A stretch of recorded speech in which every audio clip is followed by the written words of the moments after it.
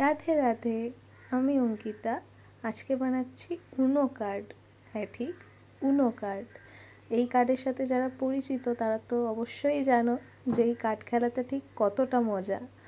আর এই কার্ড বানাতে আমার মাত্র 16 টাকা খরচা হয়েছে, শুধু এই ব্ল্যাক অ্যান্ড হোয়াইট জেরক্স, আর কিচ্ছু না। তো এই উনো কার্ড বানানোর প্রসেসটা তোমাদের সাথে শেয়ার করি। তো যেমন বললাম, মাত্র 16 টাকা, শুধু এই 16 টাকা দিয়ে আমি এই ব্ল্যাক অ্যান্ড হোয়াইট জেরক্স করে নিয়েছিলাম উনো কার্ডের।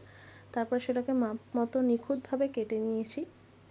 তারপর কোইন্সিডেন্টলি আমার না রাস্তায় এই একটা কাগজ আমি পেয়েছিলাম, এক বান্ডিল কি সরি 2-3 বান্ডিল। এটা কি কাগজ বা কি ধরনের পেপার আমি ঠিক জানি না, বেশ মোটা।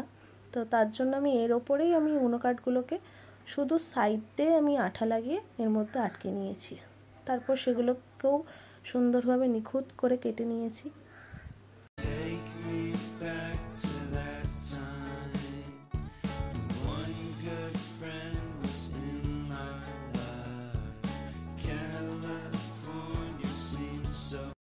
এখানে আমার সব উনো কার্ড কেটে নেওয়া হয়ে গেছে এবং সব কটা খুব সুন্দর এবং নিখুঁতভাবে কেটেছি যাতে কোনো কার্ড আলাদাভাবে বোঝা না যায়।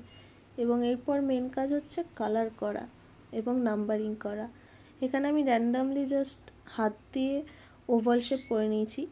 এখানে আমি ব্লু কালারের কার্ডটা করছি। তারপরে আমি স্কেচ পেন দিয়ে নর্মালি 0 থেকে 8 অবধি নাম্বারিং করে নিয়েছি। এইভাবেই আমার উনো কার্ড রেডি হয়ে গেছে।